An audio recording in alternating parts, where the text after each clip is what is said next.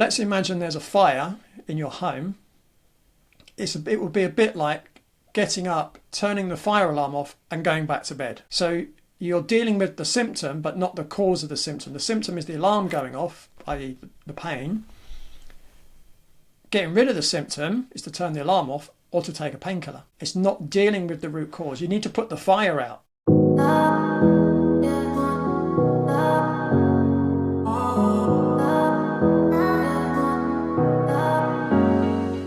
Welcome to Hack to Health, where we share hacks to help you live younger, longer. I'm Joe Steele, and today we're diving into a breakthrough perspective on chronic pain with Lee Brandon, a functional medicine and Czech expert with nearly 30 years of experience helping people break free from pain. In this episode, we'll explore how trapped emotions could be fueling your discomfort and uncover practical strategies to end it for good. Whether you're battling nagging injuries or seeking peak performance, this conversation will transform how you think about pain. What inspires you to help people overcome chronic pain? Yeah, that's an interesting question, because I think a lot of people in my field, they got into this field because they went on their own hero's journey. They had their own pain issue, and they suffered, and they found a person to help them, or a methodology to help them, maybe even a book to help them. And they went through the process of healing themselves, and then they come out the other side and say, oh, great, I know how to heal people from this condition. Let me help other people. But that wasn't the case with me, although I have had my issues since I've been in this field, which we may or may not come onto. But my journey, I guess, started back in the mid-90s. So I was working as a personal trainer in a gym not far from where I live now, ironically. And I was in the gym with this lady. She was doing a lat pull down exercise, which I'm sure most people are aware of. And she screamed out and grabbed her shoulder. And I thought, oh no, what's happened? Was that my fault? And how badly is she injured? And I was really concerned. I felt inadequate because she had good technique, but I felt I didn't know enough. So that led me on a journey. I mean, I've always been someone that likes to educate myself, but the next step for me was in 2000, when I'd actually been reading articles by a guy called Paul Chek. And he was saying was just very different, and it really connected with me. And I would try some things out myself that he was suggesting, and I thought, oh, this is really working well. And I'd try it with my clients, and I was thinking, yeah, that's working well. But in the year 2000, he started advertising in this magazine that he was going to start teaching courses in the UK. And I thought, oh wow, this is a great opportunity to learn from a master. So my first thought was, yes, I want to do the course. And then when I looked into how much it was going to cost, I thought maybe not, because it was a very expensive course. But anyway, 2001, I started the training. And by the end of the first year, so in the first year, one of the things we learned was called lumbar spine pathology. So lots of different types of lower back conditions that people suffer from. And I remember I was working in a health club. I was now in central London working in a health club.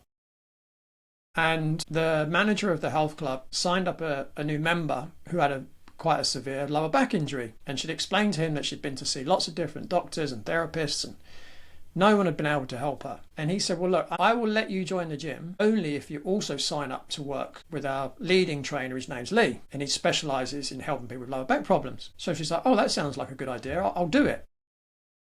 So I started working with her, and it turns out she was a professional dancer. She was 42, but she hadn't worked in dance for several years. She was suffering really badly with pain. She couldn't dance because of the pain. Dancing was her passion in life. And you imagine if you have your passion taken away from you because of pain. It's not just physical, it's mental, emotional as well. I wouldn't say she was depressed, but she wasn't in a good place. And because of her back pain, she was doing office work, but could only do it part-time. So it was also affecting her financially. So she came to see me. I did a full kind of physical assessment that I do, or at least I knew how to do after my first year of training. Obviously, I've done a lot more training since then, but I applied what I learned, which was basically realigning the body. And we might get on to talk a bit more about that. But the exercise I was giving her was to realign her body. Let's just call it improve her posture, improve her core stability, take some of the load off of the discs in her spine. And she was working with me 3 times a week. And after 4 weeks, she disappeared. And then I kind of left it, carried on. I had work to do with other clients. And a few weeks later, one of the office staff came and saw me on the gym floor. He said, oh, I've got some news from Caroline. And I was thinking, oh no, what's happened? And he said, no, it's great. The reason you haven't seen her, she's gone away on a dance tour. She's absolutely fine. And she said to tell you how much she appreciated the work that you've done. It's allowed her to go back on a dance tour. So she's spent years trying to heal this lower back injury. And within 4 weeks, she'd completely reversed it and she was out on a dance tour. If you work with someone and you help them, if they get another issue, they come back to see you. That really, it made me realize the power I had to help people. And I think it was Spider-Man that said, with great power comes great responsibility, if I remember right.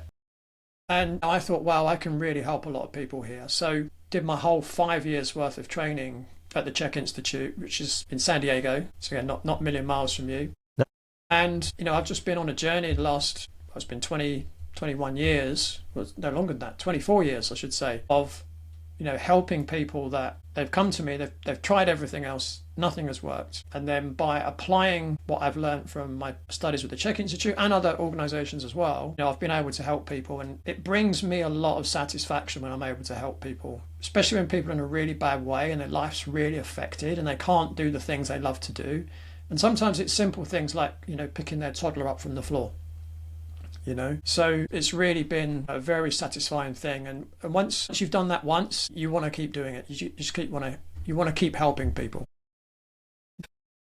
Yeah, almost. Yeah, it's almost like an addiction, really. Because whenever I see anyone suffering, my first thought is, I want to help you. Right? Now, I also realise not everyone wants to be helped. I don't reach out to someone unless they ask for my help. There's a lot of people I know, and maybe it's because you assume because they're older, and maybe they assume because they're older that it's just, I'm getting old, it's normal life. As you get old, things just start to hurt and things start to break down, which obviously things, I would imagine your eyesight, whatever, starts to break. But when it comes to pain, people I feel have that sort of belief system in their minds. You're going to get old, things are going to start to hurt. But as you get older, can you reverse this pain? Because I see people, and whether it's an older person kind of hunched over walking, or you could just tell people they just look like they are in such pain and they probably carry their whole waking life in this position or in this pain. Can that chronic pain be reversed? There's certainly people who are, if you like, so far gone, it's, let's just say, challenging to turn it around. A lot of doctors say, your pain's in your head. Well, that's actually true. It's in your brain. But that's what pain is. But the way that doctors tend to say it, it's said in a way that's suggesting the person's making it up, which definitely isn't the case. But one thing that is true is that the more years we have in life, the more opportunity we have to create damage or trauma in our physical tissues. That's true. But when you look after your body, when you give your body what it really needs, physically and mentally, you minimize that chance of causing damage in the body. Now, playing sport, you're causing damage to the body, right? If you go for a run, if you play tennis, if you play soccer, if you play baseball, if you're running, you're causing micro trauma to tissues in the body, whether it's the muscles, the tendons, the ligaments, the joint structures. But we also have an opportunity to repair. But we have to give the body what it needs in order to repair. I do understand why people have this concept that if you get pain as you get older, it's because of age. Well, that's not true. Now, if age caused pain, every old person would be in pain. 76% of those are in chronic pain. But that also means 24% of them aren't in pain. So if pain is due to age, I would seriously question that that's true. So I understand why people think that, but I think people need to look a bit deeper. And the truth is that most people don't understand what causes pain or how to prevent pain. We're so conditioned to seek instant relief. You're in pain, you're going to reach for a painkiller or an anti-inflammatory. Or if you go to a medical doctor, the first things they're going to prescribe for you will be painkillers and anti-inflammatories. And I know that from experience. So a quick little segue, I'll try and remember where I was before I come back. But in 2013, I was writing a book and I had a deadline and I had a meeting scheduled in San Diego and I had to get the first draft finished. So I was spending long hours every day, about 16 hours a day, sat in a chair trying to finish this book. And one morning I woke up and I thought, my back feels a little bit stiff. Didn't really think too much of it. And I tried to get out of bed and I thought, I can't get out of bed. I'm stuck. Like I couldn't sit up. And I thought, this is strange. So I get out beside my bed and now I realise my whole left leg is completely numb. and it's pins and needles and numb at the same time.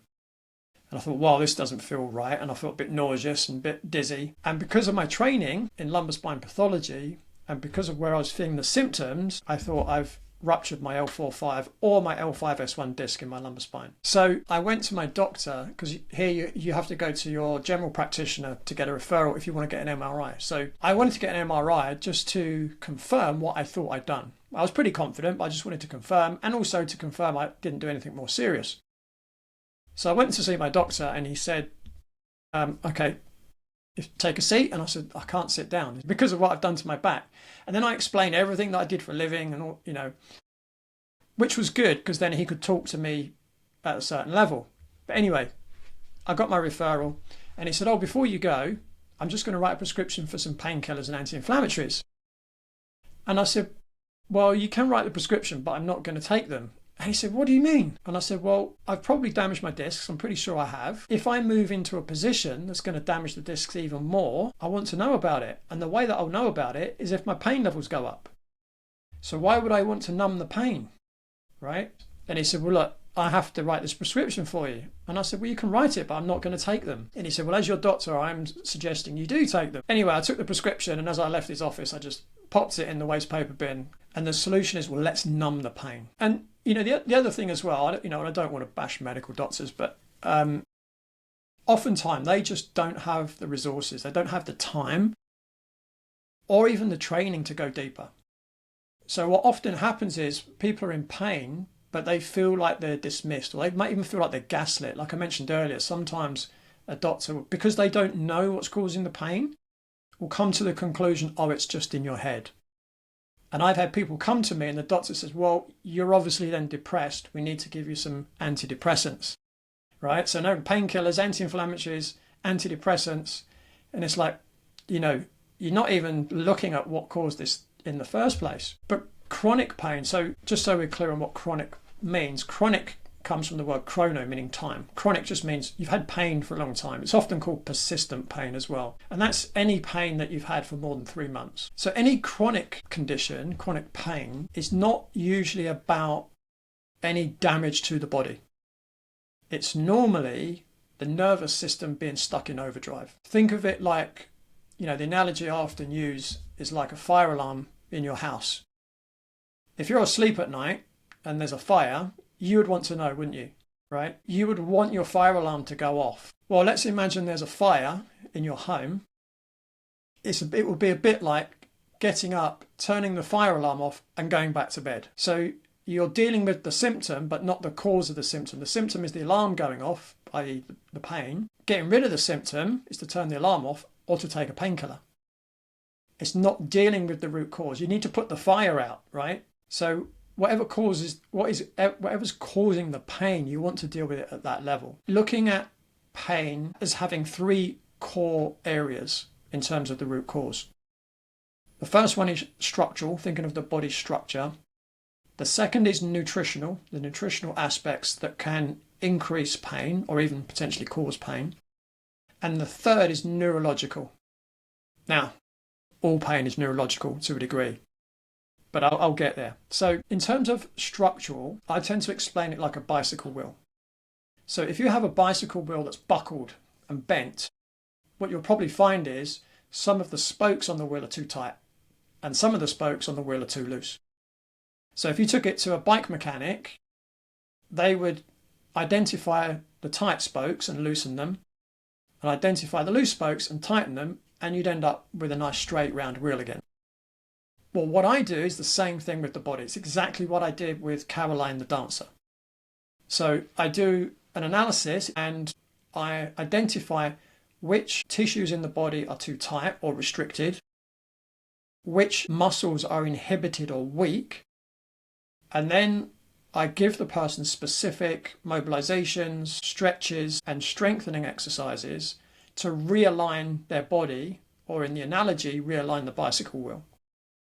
Because when you realign the bicycle wheel, what it does, it helps the body dissipate forces much better. So if you're playing tennis or you're running a marathon or you're pitching a baseball, you've got all these loads going through the body, but if your body's well aligned, your body is more capable of dissipating the loads effectively. So when the body's out of balance, it tends to create excessive compression, torsion, or shear forces on the joints. So there's a lot you can do as you get older to reduce the stress on your tissues. So that's the first thing. Now, a really good example of someone I helped predominantly just by helping them with their structure. Obviously, I've mentioned Caroline already, but I've got an even better story. And this was a guy called Billy. He was a semi-professional rugby player, so a bit like an American football player, but they don't wear pads or helmets, right? His issue was he was getting groin and hip flexor pain in his kicking leg. So he was a bit like, if you think like the guy that punts the ball in American football, he was kind of similar to that. A bit more to it, but for your American audience, that's probably the most similar. Groin pain, hip flexor pain, that was quite an issue for someone that has to kick the ball quite a lot as well. And over the last 3 seasons, he was missing about half of the games through injury. So he would generally play for a few games and then miss a few games while he's getting treatment and then go back and then get injured again, and he was on this merry-go-round. And he was seeing a physiotherapist, and he was getting massage, he was getting acupuncture, he was given stretches to do, but it just wasn't getting the job done. He came to me and he said, look, I've got 8 weeks until my pre-season starts.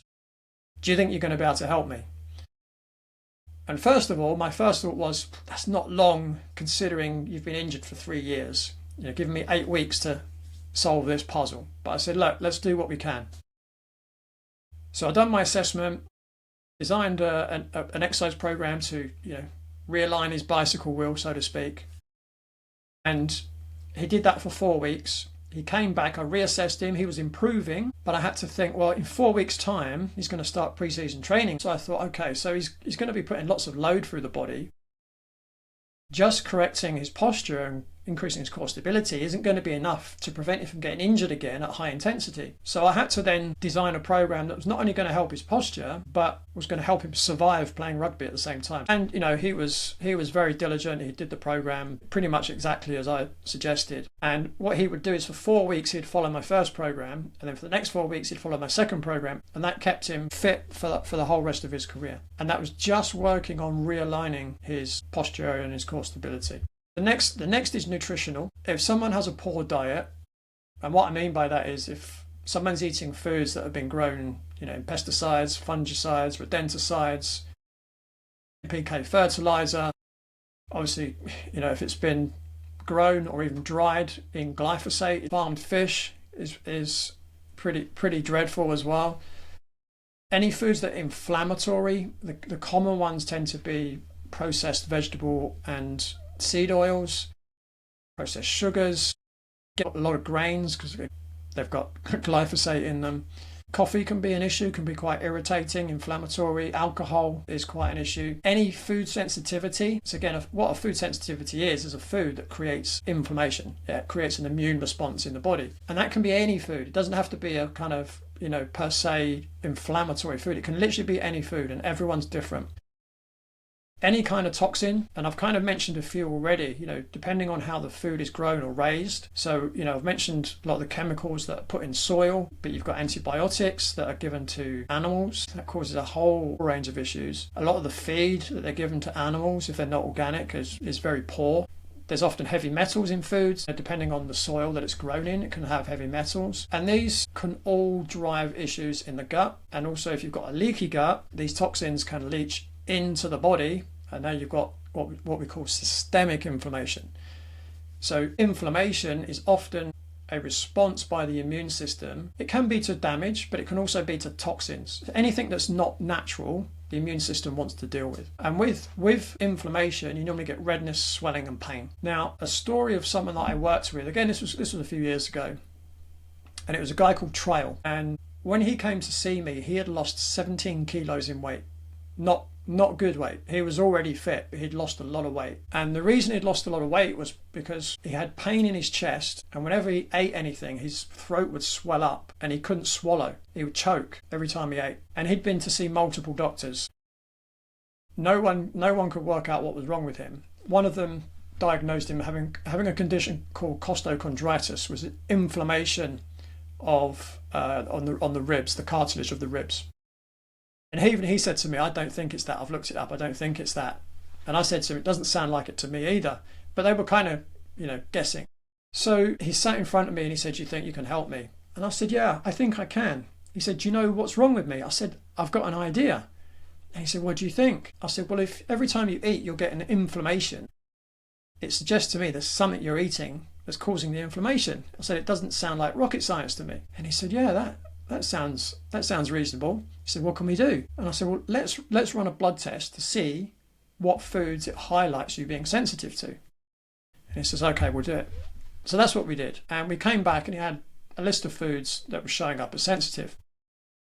So I started an elimination diet with him. So we were cutting out the foods that he was shown to have an immune response to. And quite quickly, he started to feel a bit better. The symptoms were getting less. The throat wasn't swelling up as much. The chest wasn't feeling so bad. And he was getting more and more used to eating this diet. And he started upping his calories again. The pain went. And then several months later, he didn't. So I was working in central London at the time, but he lived in a city like 100 miles away. And he just so happened to be in London one day and he thought, oh, I'm just going to drop in and see Lee and say hi. So I'm there in my place of work and there's a knock at the door. And I go to the door and I open the door and I say, can I help you? And he looks at me and says, Lee, it's me, it's Trial. He went from looking really skinny and frail to what I would say he looked like a rugby player. Because, he literally felt like he was going to die. I think, if you can't eat, how scary must that be? I'd say he'd already lost, 17 kilos is about 45 pounds, right? So imagine putting that amount of muscle back on and how different you would look, right? Which is why I didn't recognize him. So nutrition can be a really big issue. And unfortunately, a lot of the foods that people eat today are inflammatory foods. I only have to look at my own family. I keep trying to point them in the right direction, but there's a lot of wheat flour, a lot of vegetable oils. I know you've got the standard American diet, but the standard British diet isn't a lot different. Yeah, we both have our ultra processed problems. Yeah. So that's just one way in which nutrition can be an issue. So that is definitely an area to look at if you're in pain. But the third area, and this is a really big area, we could spend a week going into this area, but I'm just going to give you a little snippet of it. And that's the neurological. So this is the third aspect. And as I mentioned earlier, pain is an alarm system. So all over our body, we have what's called nociceptors. And what that basically means is danger receptors. So if you were about to step on something sharp, as soon as your foot hits that sharp thing, your nociceptors will fire off a signal through your nervous system up your spinal cord to your brain.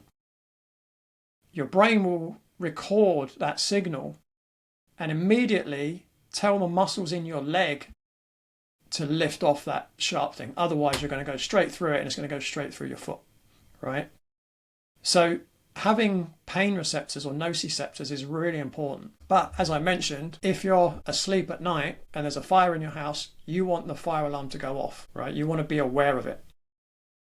But let's say you wake up, you get out the house, you get your family out the house, they turn up, they put the fire out, you've even rebuilt the house, but the fire alarm's still going off. That's what I mean by neurological pain, is that you've damaged tissues, but that signal from the nociceptor through the nervous system up the spinal cord to the brain is still on, but the tissues have healed.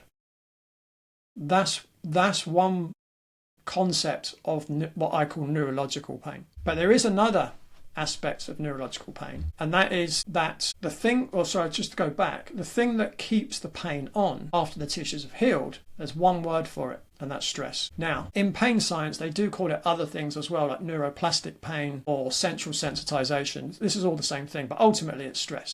And it could be emotional stress, it could be financial stress, it could be relationship stress, childhood trauma. All these things are inputting into your nervous system, and the more your nervous system is sensitized, the more you're likely to feel pain. The less likely you'll be able to switch off those signals of pain, because there's just this overload on the nervous system. So it keeps the system on high alert. Now, one example of someone I worked with, this isn't her real name, so I don't have permission to tell her story, so I'll just change her name. I'm going to call her Karen. When she came to see me, she was 50 years old, if I remember right, and she'd had pain on the left side of her body for 25 years. So she had pain on the left side of her neck, left shoulder, it was radiating down the left arm, and she had pain in the left side of the lower back. So when I work with the human form, I look at it from a holistic perspective. So when I worked with her, yes, I did my assessments. Yes, I worked on her nutrition. But what was quite interesting, so the other thing just to mention, she was a marine biologist. She was actually based in Hawaii. And her pain was massively affecting her work, her ability to do her work. And also, she loved hiking, and she couldn't hike because of the pain. She couldn't walk very far. So again, pain often destroys people's lives. It makes you really miserable because you can't do what you love to do. So yeah, I did my assessment. We worked on the nutrition. But what was quite interesting, looking at her paperwork, because again, I take quite a long history of people before I start working with them. If you look at the body, the right side of the body relates to what we call male energy, the left side of the body to female energy. Someone once said that pain is your subconscious mind making your conscious mind aware of something. If you're stepping on something sharp, you wouldn't do that consciously, right? Right. But as soon as your pain receptors kick in, now you're conscious of it. So pain is your subconscious mind making your conscious mind aware of something. So with Karen, because her pain was in her neck and on the left side, in the chakra system, the neck refers to what we call the fifth chakra or the throat chakra. And one of the concepts it relates to is communication. Remember, left side is female energy. Now, often these things relate to parents. So, and again, I didn't know. I was just fishing. I was just trying to see if I could put the pieces of the jigsaw puzzle together. I said to her, I'm just curious, what's your relationship like with your mother? Now, she was quite a quiet, timid, polite, shy lady, and she just lost it as soon as I mentioned her mother. Basically, she didn't have a great relationship. She felt unloved from a child. She felt like her sister was the favourite one.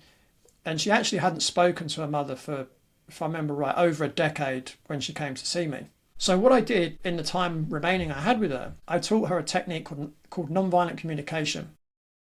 And I said, what I would like you to do, if you're up for it, when you go back home, reach out to your mother, and I want you to use these nonviolent communication skills to explain to your mother how you felt when you were younger and how you would have liked to have been treated, and also listen to your mother's side of the story without jumping in and try to understand her side of the story. So we did quite a bit of role playing. I was kind of being her mother, trying to second guess how her mother would have responded. So she went back home with an exercise program, changed nutrition plan, but also to reach out to her mother, which, she was quite anxious to do that. It was certainly going out of her comfort zone. But anyway, after we finished working together, she went back to Hawaii, I came back to the UK. And then one day a letter came and I saw the stamp Hawaii. So I opened up the letter. It was a paraphrase. It was just to let you know, not only is my lower back, neck, shoulder and arm pain gone, but me and my mum are getting on like a house on fire. We see each other every day and we're really enjoying each other's company. Wow. So what that suggested to me was that the reason she came to me, she thought it was to heal her neck and her back. But the real reason, it was her subconscious mind trying to make her conscious mind aware that she needed to repair the trauma of not feeling loved as a child. That's amazing how you're able to pull all that out and just how to even think to go there. That's why it takes 5 years to train with a Czech Institute. Sure, but I think also having the right personality, because you have to be able to approach these people with what you're assessing and walk that fine line to make sure that they know that you're a safe space, I guess. Yeah, absolutely. Maybe it's because people don't know what you do on a level. And of course, we talked about how you have to go to your doctor first. Your doctor has to send you to someone else to get the MRI and that whole business that goes on there. But why wouldn't someone just start with you? Like, why? Yeah, that's a really good question. I would say the logical answer is most people don't know that people like me exist. That there's not many of us practicing that have done the 5 years of training. But that's not to say, again, after my first year of training, I was helping lots of people. But I guess, most people's first port of call if they're in pain would be medical doctor, physical therapist, osteopath, chiropractor, maybe a massage therapist, maybe a personal trainer, even slightly lower down your list. So I think a lot of people, they also think that they've tried everything. They've kind of given up. So, they've been to the doctor, they might have had physical therapy, and for them it didn't work. And quite often it's because they didn't look at they might have looked at the physical, but maybe didn't look at the nutritional and the neurological, right? That tends to be where most modalities focus, is on just on the physical. Now, pain science is getting much better, and there's quite a lot of focus more and more on the neurological side. But again, you've got to be quite lucky to find someone that's done that training as well. And I guess a lot of people in pain have probably only tried symptom relief. Like, I was talking about that earlier.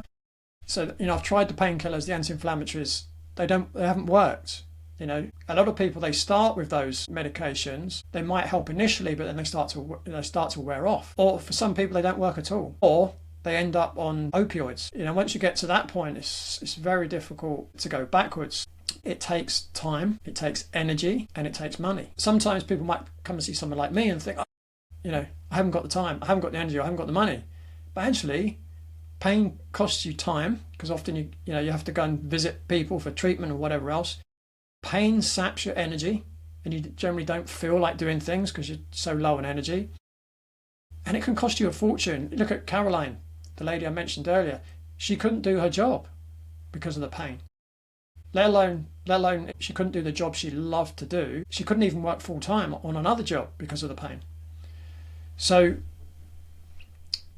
quite often when I work with someone, once they've gone through the process, they often say, I wish I'd done this sooner. I work with a guy, he doesn't mind me talking about it. His name's Chris. I've told his story so many times, but he came to me, he was 42. He'd never done any exercise in his adult life, and he just decided to run a marathon. And he had a running coach online who was based in the US. And the coach said to him, look, what you need to do is in the UK, find someone that does what's called active release techniques, which is like a myofascial release. So he went on the website and he found me.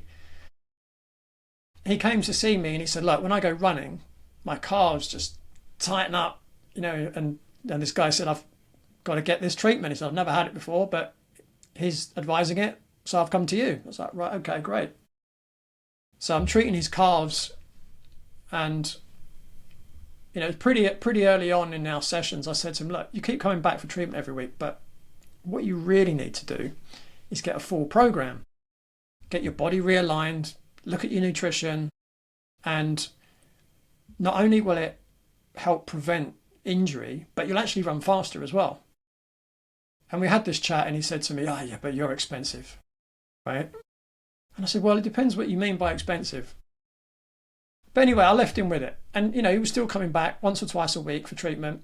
And yeah, every time he walked through the door, his calves were in bits and I'd release them. He'd feel great when he left. And then one day he rang me and he said, I'm in the south of France. I've been running up some hills. I said, yeah. He said, I've done my back in. I can't walk. And the marathon's in 6 weeks' time. What can I do? But I said, look, come and see me tomorrow. Like, fly back to the UK, come and see me tomorrow. So he came in, he hobbled up and we got in my treatment room and he said, look at the state of me. Do you think I'm going to be able to run a marathon in 6 weeks' time? And my thought process was absolutely no chance. It was what I was thinking, but I didn't want to say it out loud because I understand how powerful the mind is.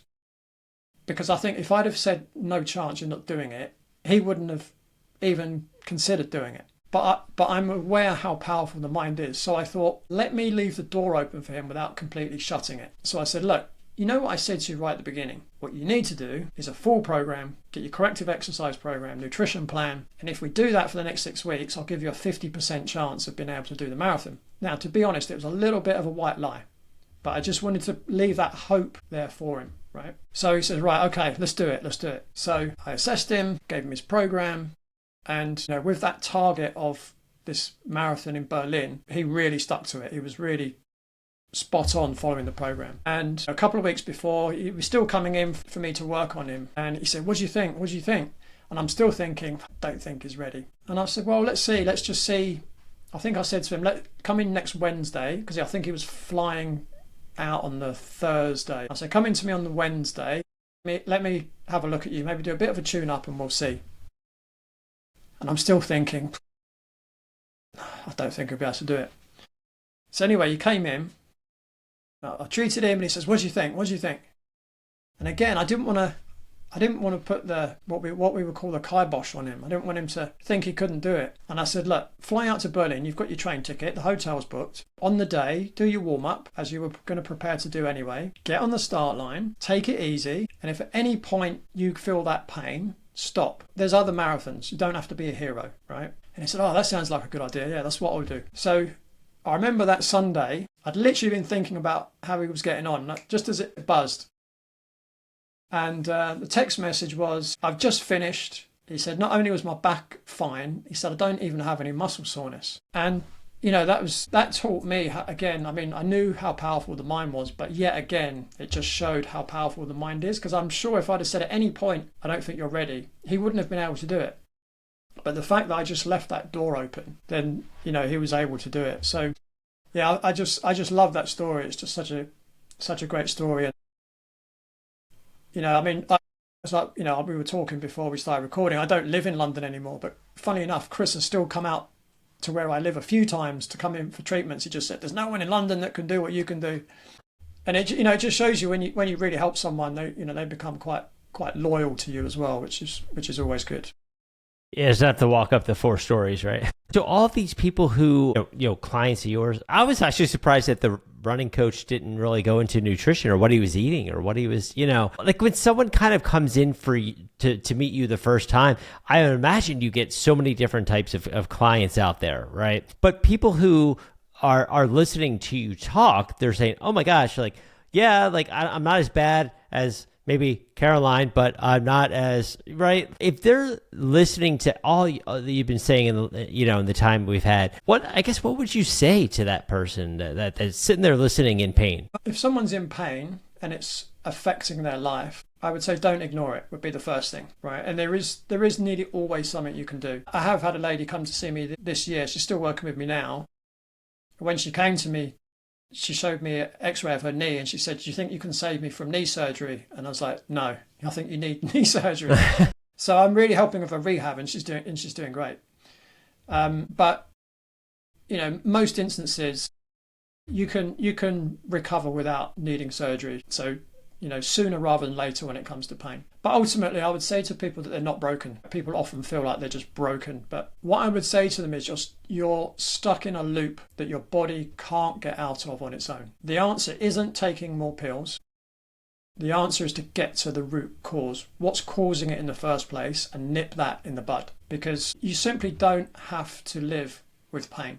And I would say help is out there, even if you haven't found it yet. You've just got to keep looking until you find the right person. But don't give up. Like you're saying, they don't know where to start. And having people like yourself makes things a lot easier because you start with someone who probably doesn't have the training and is going to just refer you to someone who's going to prescribe this or put you under some scan or whatever it might be and then prescribe something. And you're just in this sort of loop of not addressing and time's going on and how it is there. You need an MRI, it might take a few months. And it's just you're constantly putting that stress back on the body and you're worried. So your mind's makes pain worse, input into the nervous system. But even if, wherever someone lives, you might want to start looking at the structural aspect. Maybe go and see a physical therapist, osteopath, chiropractor, Czech practitioner, right? I should have said that one first, really. The other stuff doesn't have to be done with someone local to where you live. Like all my nutrition stuff I do is online. I do a lot of emotional work online. But exercise and hands-on physical therapy has to be done in person. So it might be that you might work with, say, a physical therapist locally, but you might work with someone else on the nutrition, maybe on emotional aspects. They might not even be in the same continent as you. You might need a team of people. So even in my work, occasionally I still refer to other specialists, whether it's, a podiatrist, an orthodontist, an eye specialist, upper cervical chiropractor. I can't do everything. I've been studying for 33 years. I still don't know everything. And there are some people out there that are much more proficient than me at certain things. And I'm not frightened to get them involved as well. Right? I'm not thinking, I'm going to lose a client. I'm going to give a client away. They're part of my team. That's how I see it. So it might be that some people need to find a team of people to help them. The reason I've studied so many different areas is just to make it easier for the clients. They don't have to go and see multiple people. I can do most of it myself. But depending on where you live, it might be that you need to see, 2 or 3 people to actually get the job done. If it's financial, I get it. But again, the more you put things off, it's going to start costing you health and money in the long run. And there is a lot of things you can do to help with pain. And it's a really good time to bring up something, because I actually have something that's free. It's a free guide for people in pain, and a lot of the things in it are things that are free. So if you don't mind me mentioning, if people go to my website, which is bodychek.co.uk/free pain guide, they can access my guide, and most of the things in the guide are absolutely free to do. Is that something, is there any age they shouldn't be doing that, or is it basically anyone? Any age. Well, what about when people who want to reach out to you to work with you one-on-one? Bodychek.co.uk. They can find me there. They can book a consultation, which they can do online. All my socials are on there as well. So my socials, actually, the handle is Beyond the Pain Podcast. So that is my podcast. Okay. So they go to Instagram or Facebook. It's also my YouTube channel. When do you release episodes? Every Monday. Do you have a book, you said? I've written 5 books. One of them is called The Anatomy of Sports Injuries, which is probably the most relevant to what we were talking about today. But if anyone types my name into Amazon, I've got an author's page, and they can find all my books on there. So I'll link all that in the notes for people listening to follow and click from there. Thank you so much for your time today. I know a lot of people in pain, they tend to be a little older, but I do see some younger, because again, the sports, when they're kids and they're just abusing their bodies, and again, they just kind of chalk it up to, oh, I'm getting older. So it's amazing to hear that there are solutions, and how much it goes into not just the physicality, but the emotional and the nutrition. So I'm 56. I'm playing National League tennis, and I'm not in any pain right now. Proof right there. And thanks again for your time. My pleasure. Thanks for having me.